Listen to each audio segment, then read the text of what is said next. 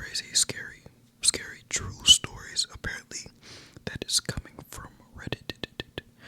Reddit scary stories.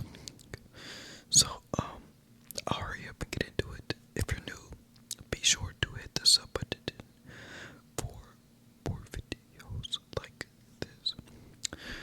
Um, so the font is a little small for me to see. So if I keep stuttering, I promise I know how to read. Okay. Or maybe I don't. I don't know. Okay. Okay. So let's start. So the name. Well, he got deleted. So let's just start with a quick one. So a few years ago, I was walking through the woods off the beaten track a bit, and I smelled this really overpowering smell, sweet smell. Being nosy, I pulled back the undergrowth to have a look and found a dead body. The man had clearly been there for a while, and it wasn't looking great, all swollen, green, and black, with vicious runny bits.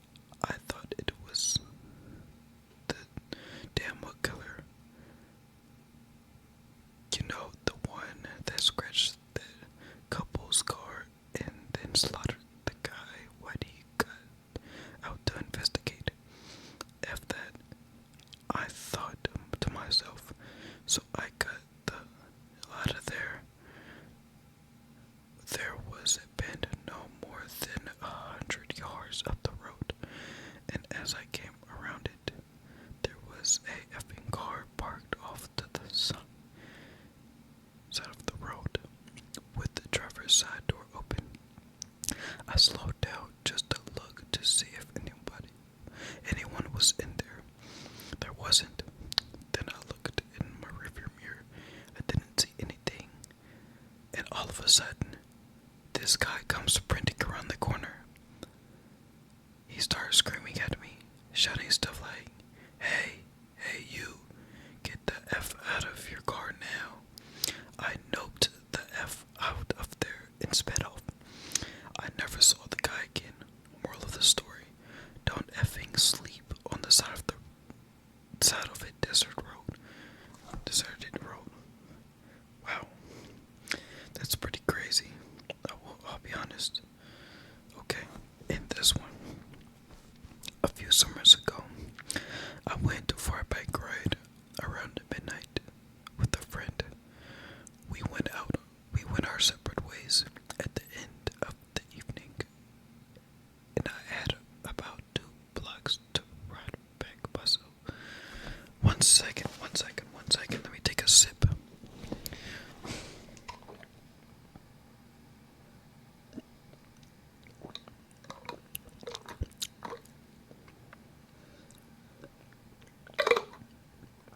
Oh my goodness, I hope that wasn't loud.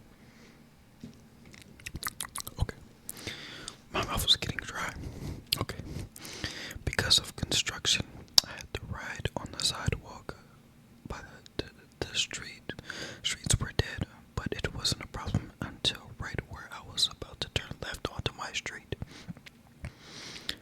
There was a man walking by himself, maybe 40s, a little scruffy, but not homeless. The sidewalk was narrow, and I didn't want to freak him out, so when I got about 6 feet behind him, I said, "Hey, behind you," and he turned around and gave me this super angry look. I turned down my street, and he started to follow me. I literally screaming. Okay, I literally screamed about how I was. Wait, oh, they were talking about him. Okay, he started following. He started to follow me, literally screaming about how I was an effing cut. Oh my goodness! And he was going to me and all that. This is really, really explicit. Wow. Okay. Alright.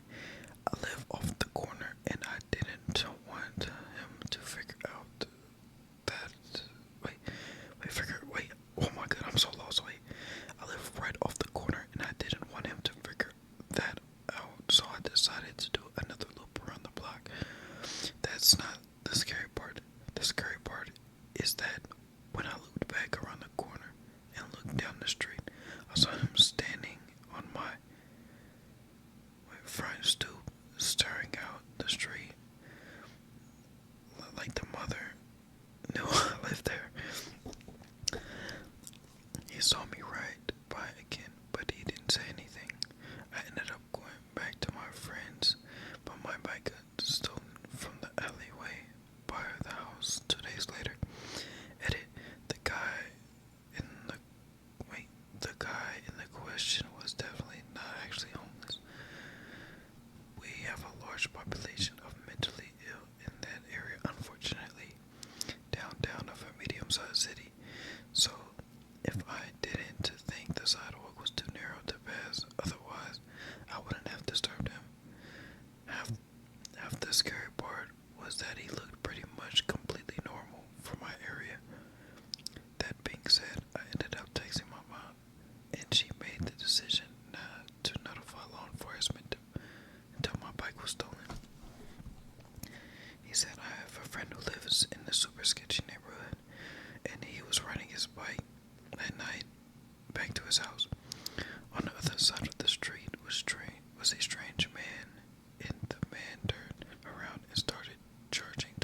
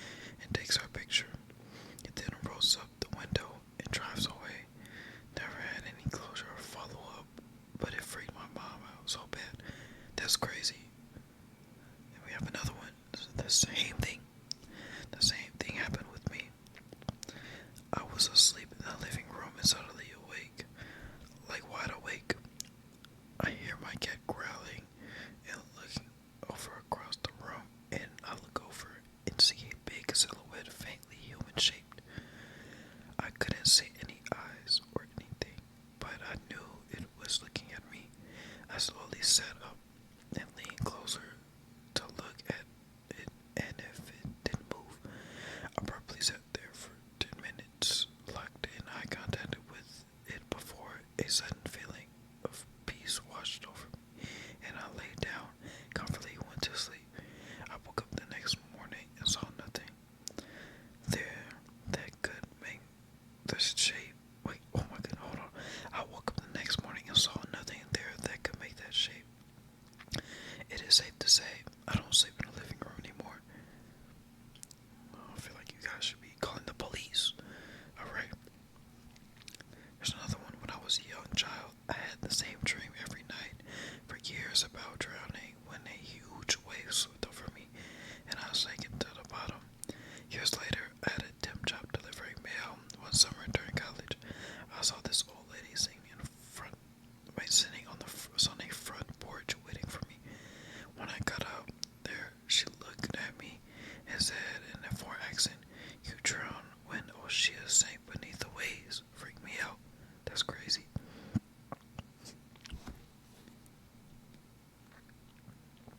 Wow, that's crazy. Let's see this one. Okay, two more. My house is farther back in the lot than most other houses. It is a strange layout as well.